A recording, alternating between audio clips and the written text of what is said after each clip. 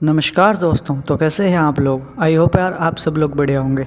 तो जैसा कि आप लोगों को पता होगा कि अरावली का डेथ वारंट अभी जारी हो चुका है, लेकिन आप लोगों को क्या पता है अरावली के बारे में कि अरावली क्या चीज़ है, इसने हमारी क्या हेल्प करी है और इन फ्यूचर ये हमारे लिए क्या हेल्प कर सकती है। ऐसा कहा जा रहा है कि सुप्रीम कोर्ट ने आदेश दिया है कि अरावली को हटाया जाए, लेकिन अरावली का जो मेन फैक्ट है वो तो आप लोग जानते ही नहीं हो। अरावली जो गुजरात पालनपुर खेड़बर्मा से शुरू होकर दिल्ली के राष्ट्रपति भवन की हिल्स तक आती है, जिसका 80% यानी कि लगभग 590 किलोमीटर ये राजस्थान से होकर गुजरती है।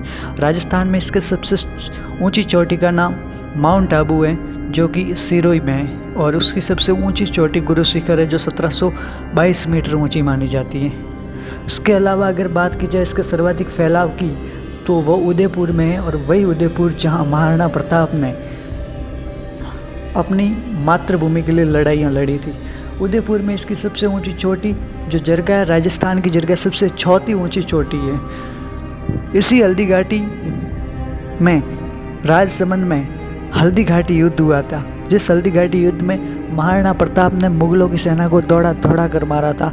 इसी में महाराणा प्रताप ने अकबर के एक सिपाही बेलुल खां को घोड़े समेत 2 भाग काट दिया था एक घास से, और इसी समय ये मानसिंह को भी मारने ही वाले थे, लेकिन चेतक का एक पैर कट गया था जब उसके मानसिंह के हाथी के पाँव में एक तलवार लगी थी, जिससे कि चेतक घायल हो चुका था और चेतक की मृत्यु हो चुकी थी। ये वही अरावली है जहाँ राजसमंद में दिवेर पड़ता है, जहाँ 1582 में युद्ध हुआ था महाराणा प्रताप और अकबर के मध्य, जिसमें महाराणा प्रताप विजयी रहे थे, और महाराणा प्रताप के बेटे अमर सिंह ने अकबर के चाचा सलामत खां को भाले से काट दिया था, भाला उनके आर पार कर दिया था।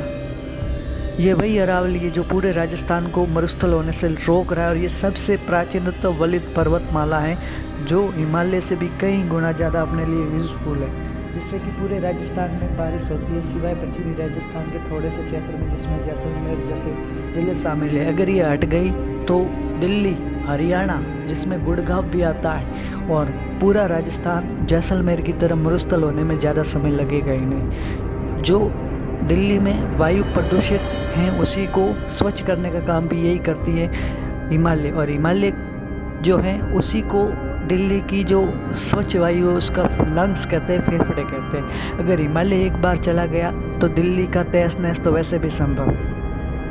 एक बार अगर सोचा जाए इस तरह की अगर हिमालय चला गया तो क्या होगा, तो पहली बात तो हमारे जो पूर्वज हैं वो भी लड़े हैं और हम भी लड़ रहे हैं, और जब तक हर एक राजस्थानी जो बच्चे हैं उन्हें 2 अरावली हालांकि पूरी मुंह पर याद है, तो जब तक उनके अंदर जान है वो कटने नहीं देंगे। लेकिन अगर फिर भी ये कटती है तो पूरी दिल्ली ख़त्म हो सकती है, क्योंकि दिल्ली का प्रदूषण तो आपको पता ही है, कोहरा मचा रहता है, और अगर एक बार अरावली चली गई तो फिर क्या ही हो सकता है, आप सोच सकते हैं इसके बारे में।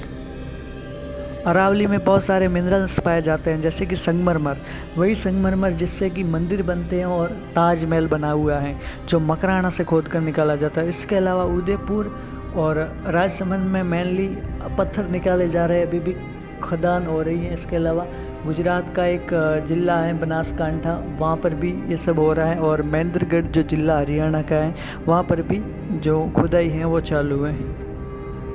वैसे आप लोग अरावली के बारे में क्या सोचते हैं, और आप लोगों को अरावली के बारे में क्या क्या पता है, एक बार कमेंट में ज़रूर बताएं। और अगर आपको वीडियो अच्छा लग रहा है तो चैनल को सब्सक्राइब कर दे, वीडियो को लाइक कर दे। ऐसे वीडियोस देखने के लिए वीडियो को ज़्यादा से ज़्यादा शेयर करें, ताकि अरावली को हम बचा सके, अरावली की रेंज को बचा सके। वैसे आप लोग क्या कभी अरावली गए, ये भी साथ ही साथ हमें ज़रूर बताएं।